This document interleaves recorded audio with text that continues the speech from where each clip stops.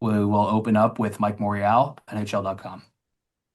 Thanks, Nick. Good afternoon, Tom. Congrats on your success at the Olympics, and thanks for taking the time here. Thanks, Mike. Appreciate Uh, that.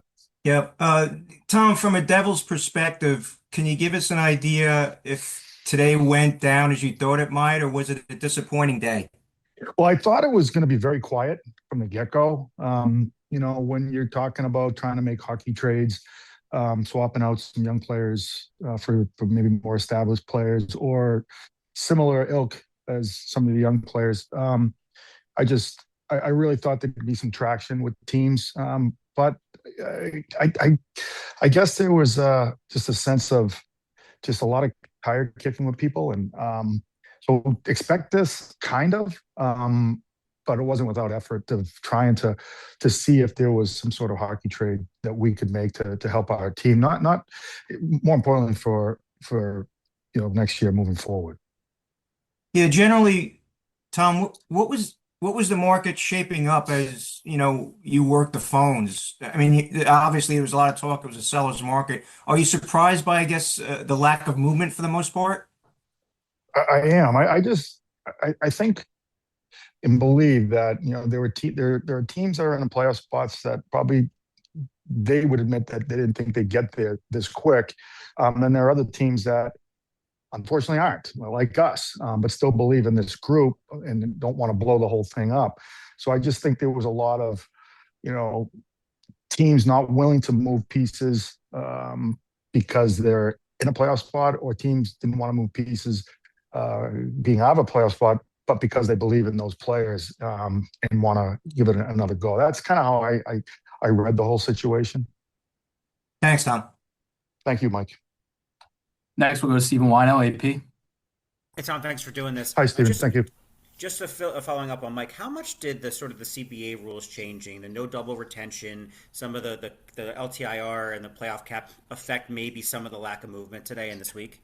I think it affected it a lot because you'd see a lot of double retentions, right?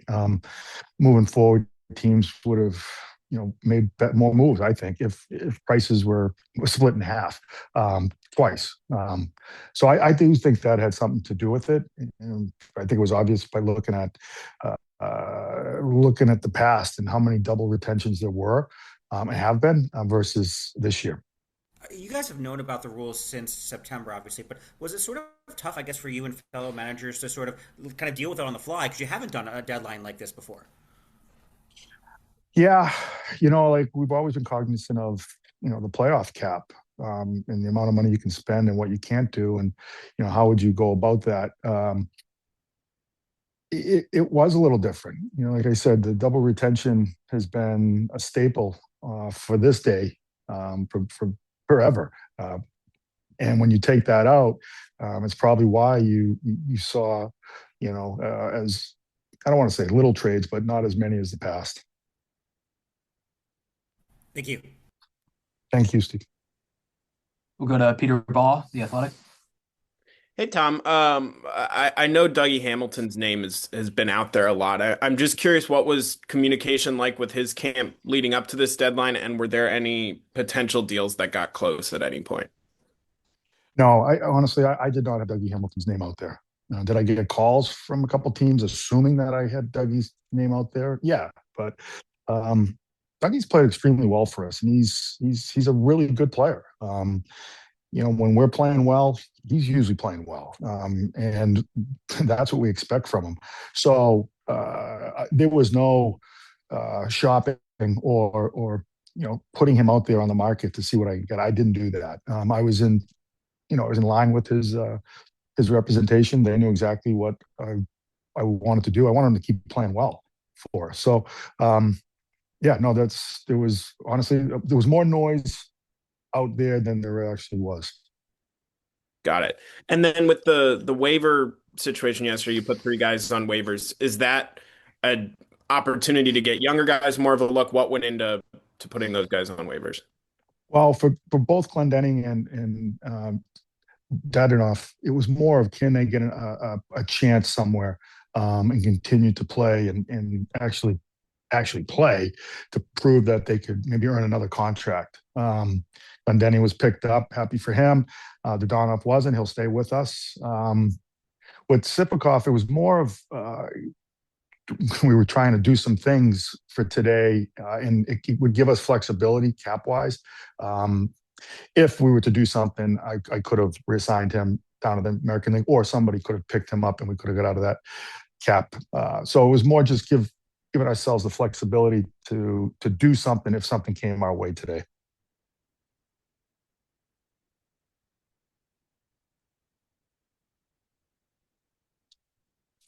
Good. All right, we'll go to Amanda Stein, NewJerseyDevils.com. Hey Fitz, I'm wondering if you can kind of talk a little bit about like approaching the deadline, knowing where your team is at in the standings, where you hope they would be, and who they're capable of being, and how that kind of impacts how you approach whether you want to bring in a player with term, without term. Like, how did you sort of manage those expectations? I would say, great question, Amanda. Going back probably 2 weeks ago, it was evident to me, and my recommendation to ownership was to not go out and spend futures on rentals. Could there be hockey trades to be made? We've got some good assets. You poke around with teams, what's out there. Everybody's transparent with one another and who's available and who's not.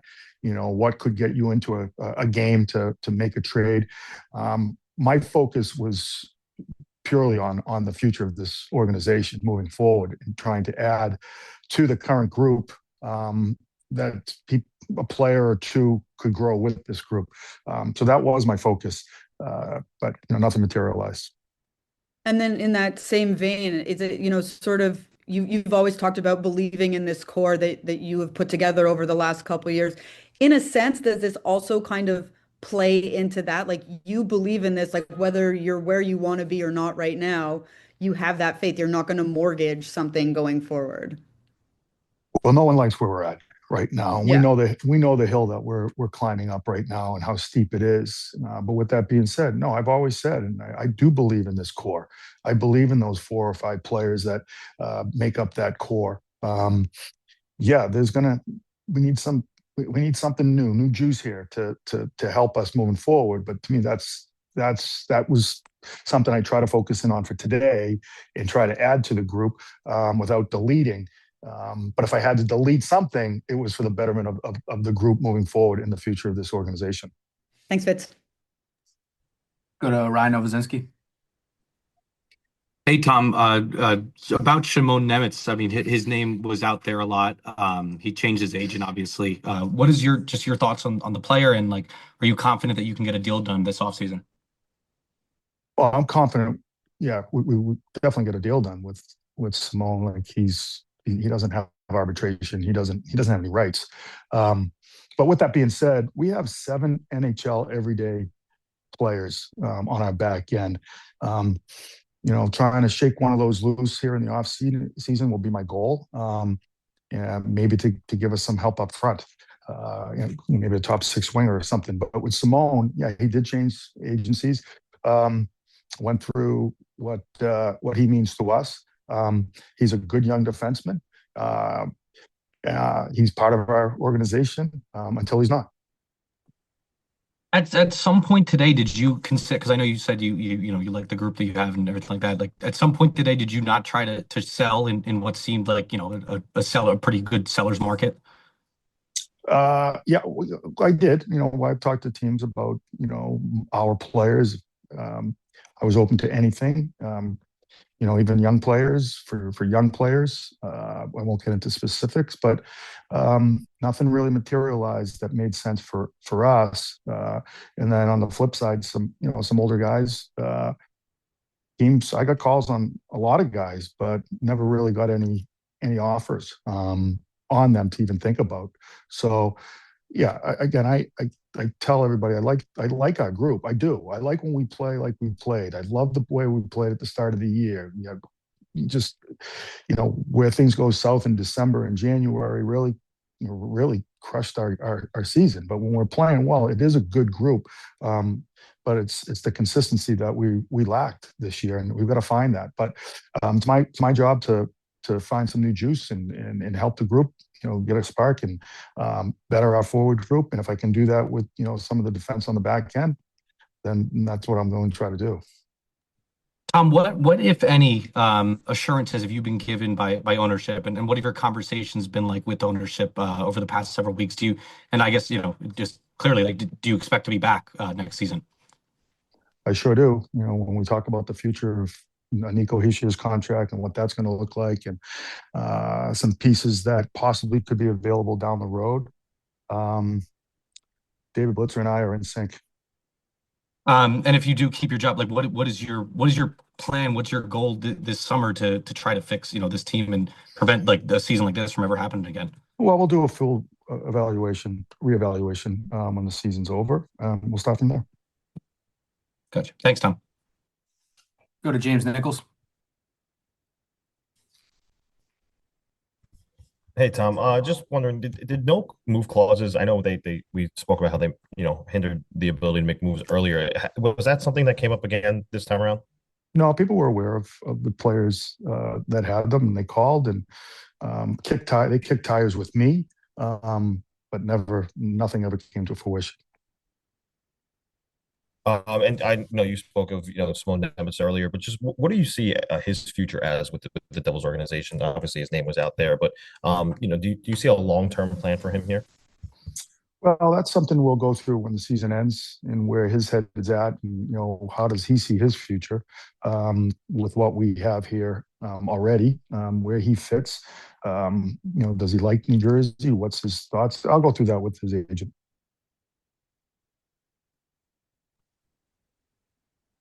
And just back on the Dougie Hamilton, obviously, what the dialogue earlier in the season was that there was some misunderstandings of why that scratch earlier in the year. Then he's playing well now. Just where does that relationship stand with what was leaked a bit earlier this year versus obviously now we're past the trade deadline and it looks like he's at least going to be here for the remainder of this season. I'm not sure what the misunderstanding was when he was a healthy scratch. He wasn't playing well. He deserved to be scratched. End of story.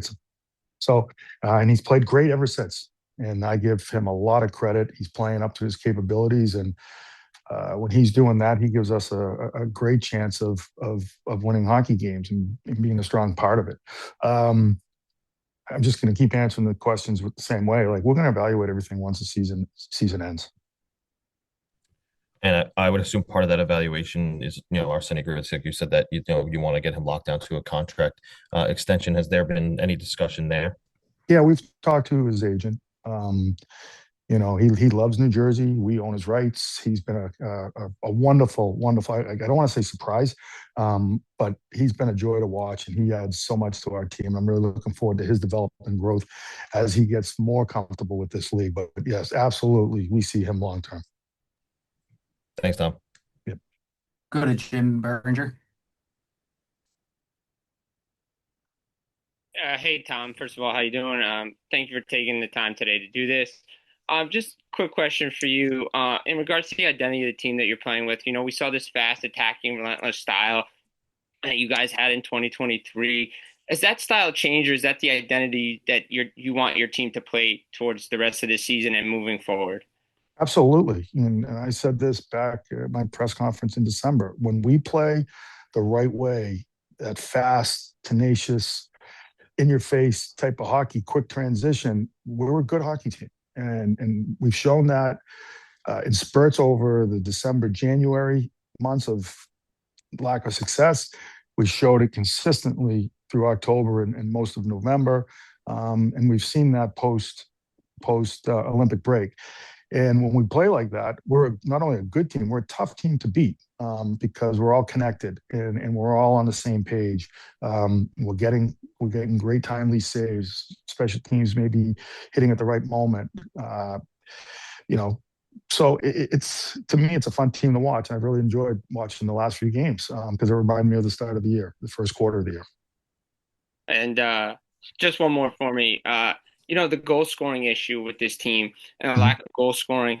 What can you attribute that to? And have you seen like so many like just missed opportunities for this team? Is that something that you're going to look to add maybe in the offseason? Well, it's definitely something I'm going to look into. Why do guys go dry? Why do they squeeze sticks? Why, from one year to the next, opportunity breakaways go in.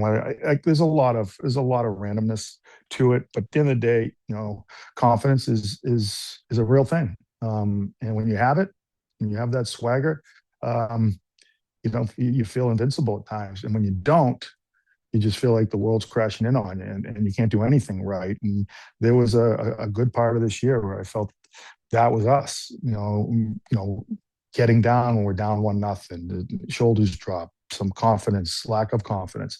But when we're playing with swagger, we are a good team. And, I like where our swagger is right now. I look forward to tomorrow. And every game moving forward, because I know that group is confident, and they just we need to continue to play with that swagger.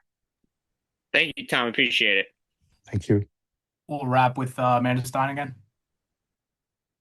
Fitz, I just wanted to ask you, we were talking to Sheldon this morning, and he said that you might have an update on how Brett Pesce is doing. So I was just wondering if, obviously, he got injured in that 2 games prior, didn't play last game. Do you have an update on how he's doing? Well, he's going to be out longer than we anticipated. I don't know the exact timing, but I can tell you it's not this weekend. Yeah. The most important thing is he heals up properly. So I guess we're week to week. Okay. And then lastly, we haven't really had a chance to catch up after the Olympics, but first of all, congratulations to you. Thank you. But there's sort of been this like huge whirlwind, obviously, around Jack, understandably. So I'm just wondering, we talked to Sheldon about it as well, just from your eyes, how you've seen him handle this moment while also like being fully committed to the Devils at the same, playing all the games, being there for practice, all this. What have you sort of appreciated from what you're watching Jack having gone through, even though he wants it all behind him now in a way? Well, I'm first and foremost, I am so happy for him. Going through the shoulder surgeries, the hands this year, and him feeling like he's disappointed everybody because he's been injured, and to watch him grow and accept a role over for the Olympic team, just wanting to be on the team and do anything possible to help the team win gold. It was so out there in the forefront of him, and it was all about the team. He played in a bottom 6 role, but did it masterfully. And then when he scores the golden goal, it's just, man, I get chills, and I get a little choked up talking about it because it's like talking about my son.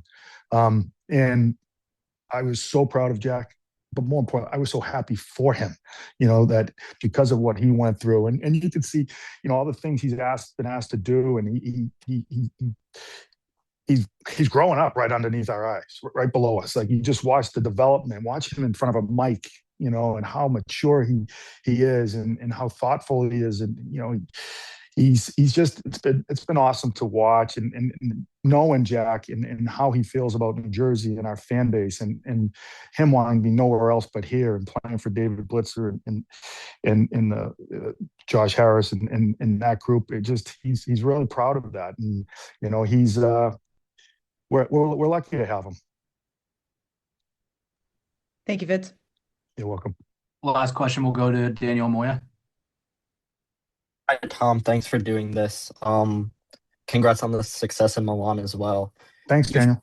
You've talked about how the rush offense was so successful in 22-23. Obviously, a part of that was the defense's ability to move the puck.